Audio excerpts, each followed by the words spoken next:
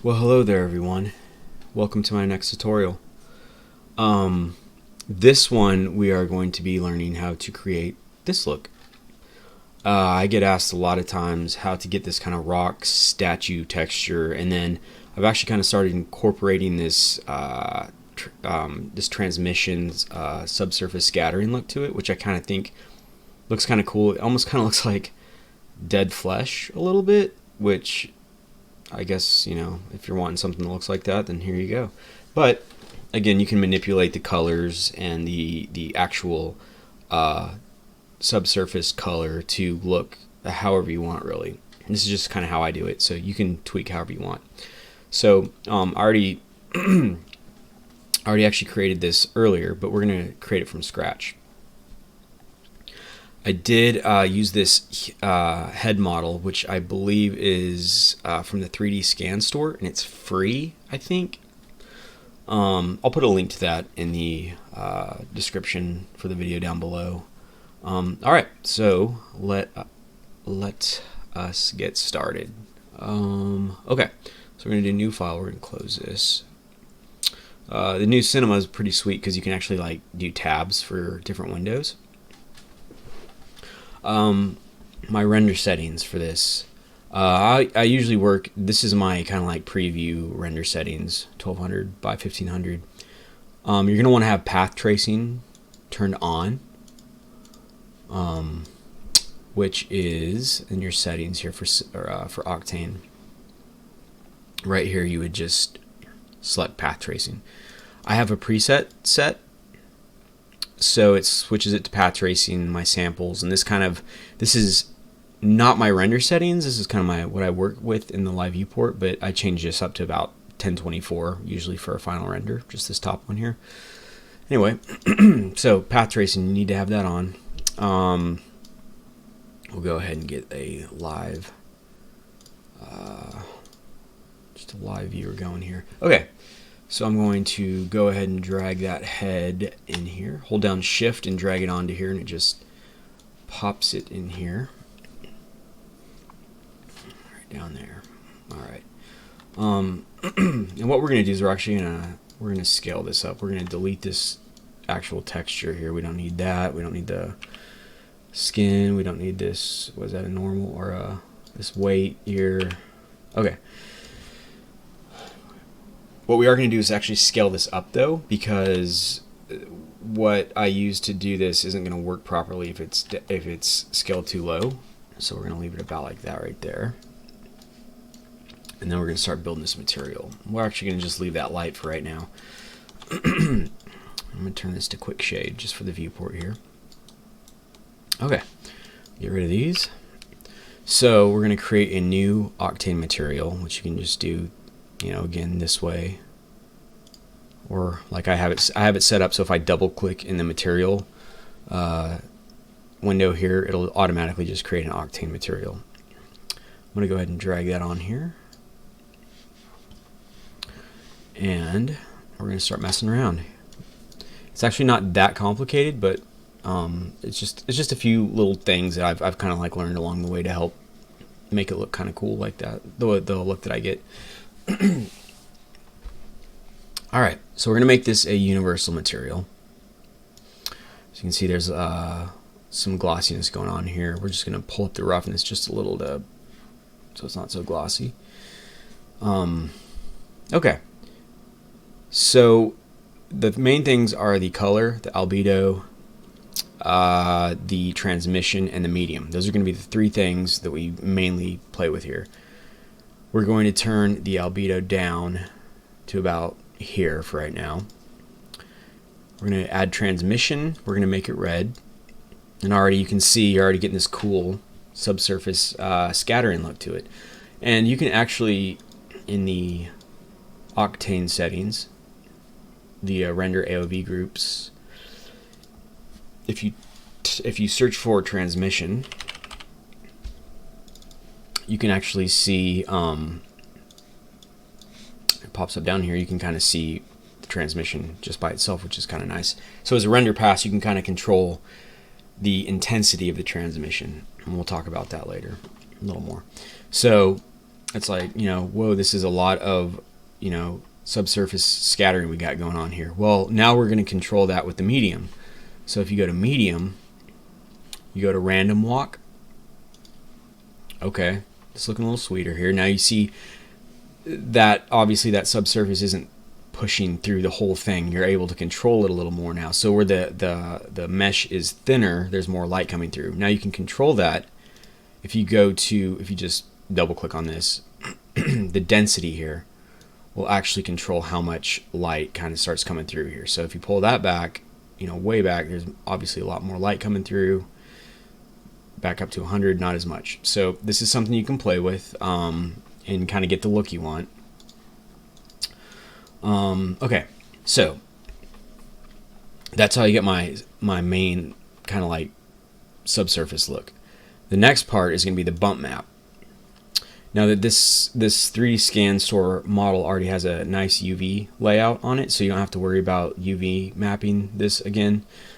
Some models don't have any UV maps, and you got to kind of set one up yourself, or you can do like a cube projection, which usually works okay for this specific thing. We're going to do bump, texture. We're going to go down to octane. We're going to go to noise. All right, now in here, so I just click on this. On here, we're going to change this to chips. You can already see there's something going on here. We're going to crank. Actually, we're going to invert, because what will happen if you don't invert it, the bumps come out, and I actually want them to go in. So I'm going to invert this. I'm going to crank up the octaves a little bit, and I'm going to crank up the omega a little bit, and that basically like makes a much finer details on everything, as you can see. Let's see, zoom in here just a little bit more. I'm actually going to create a camera real quick. Click that so we're looking through the camera, and I'm going to put this to like 80. All right. Now when it's inverted like this, if you pull the contrast way up, it starts getting rid of some of those bumps. So now if you go all the way up, it gets rid of it almost completely. I usually go right around here. And then this controls almost the intensity of like how deep those bumps are being etched into the model here. Obviously, it's just a trick of light and shadow. It's just a bump map. Maybe make it even a little bit more like up here. But what's really cool about using the bump map is it actually lets more of that light through, as you can see here. So where the bump map is, now you're getting more light coming through as opposed to like right over here. Which is kind of a cool look. I actually found that out on accident. So there's that.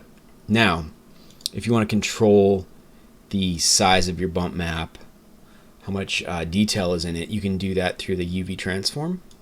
You just click on that, click the little drop down, make sure lock aspect ratio is on, and then you can just slide it. And as you can see, like it's gonna make it real small, it'll make it a little bigger. Just kind of, again, personal preference for whatever you're using it on. That's kind of what I do. Obviously, this is pretty extreme, but I'm just kind of trying to show you here for tutorial sake. Now, the extra little, again, this is just kind of layering elements upon elements to get a kind of a layered look to what you're wanting.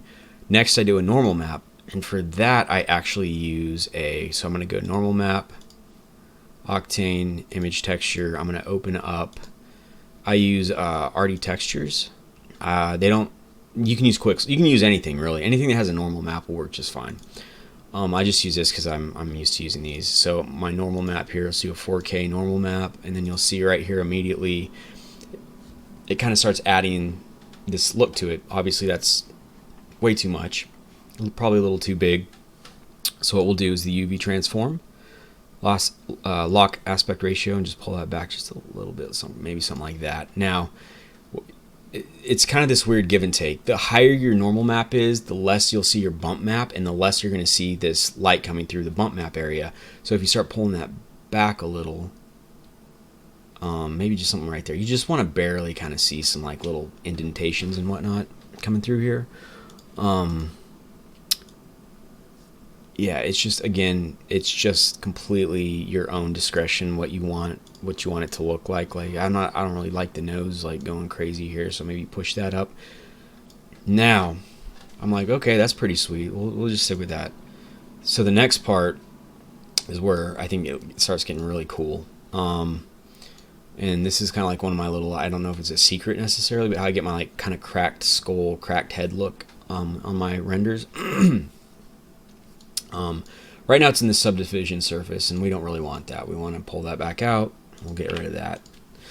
What we're going to do, and I think this is only in Cinema. I don't think this is in Blender or any other 3D programs. I think you can probably use geometry nodes to get the same look, but we're going to do a Voronoi fracture.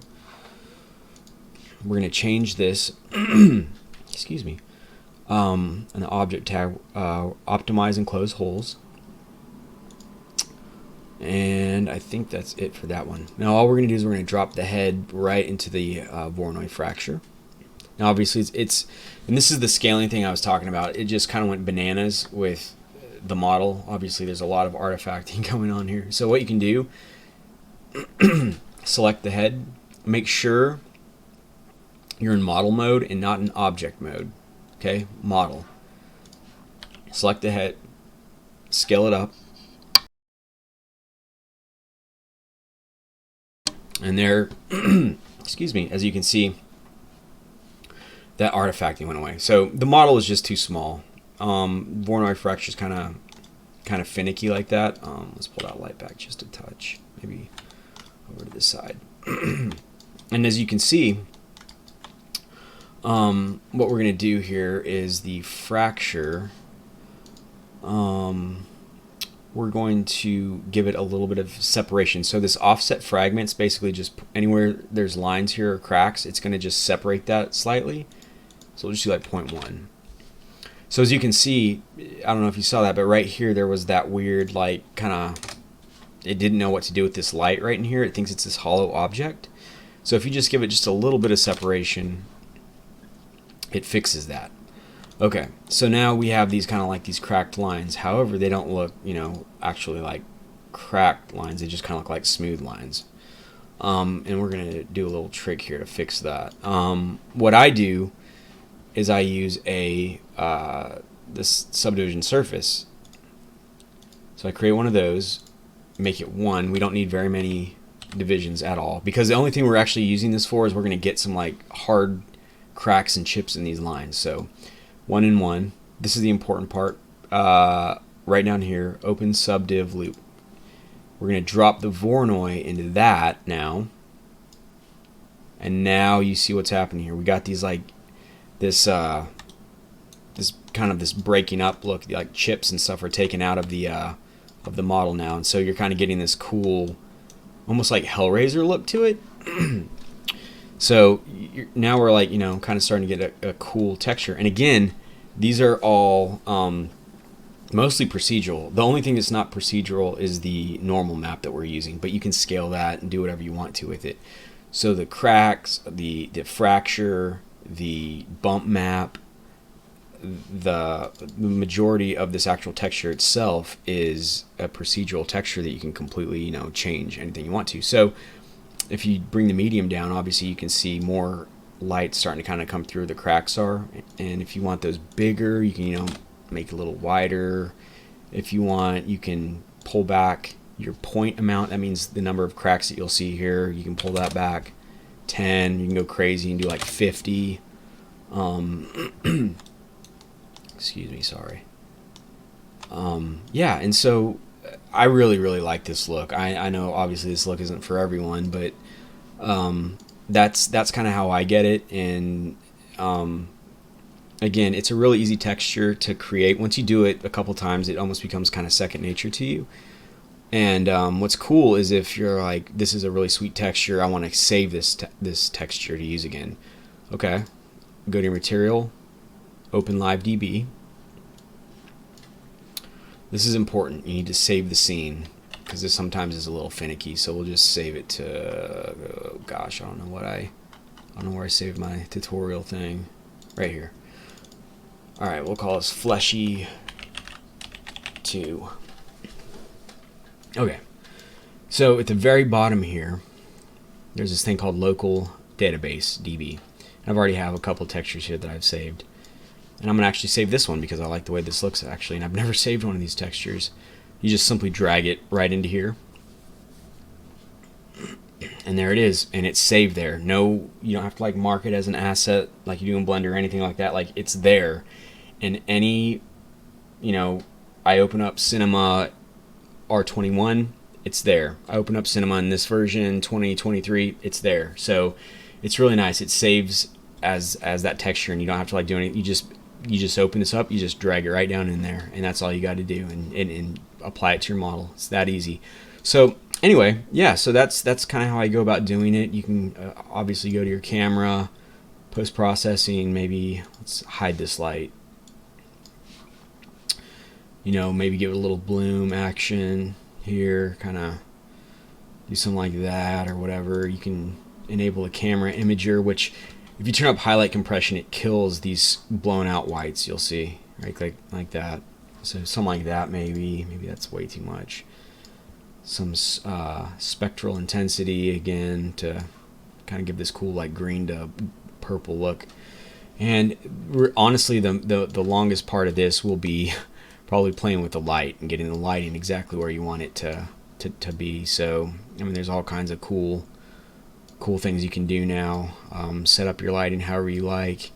So anyway, that's how I do it, and I hope you guys can come up with something cool with that. I'm sure you will. Again, super easy. It's just a bunch of, honestly, all the stuff I kind of I find out just by playing around with stuff, just clicking on buttons and dragging sliders and whatnot. So anyway, yeah, I'll put a link again for this model. I think if it's still available, I'll put the link for it in the description. So I hope you guys are able to do something with it. All right, until next time.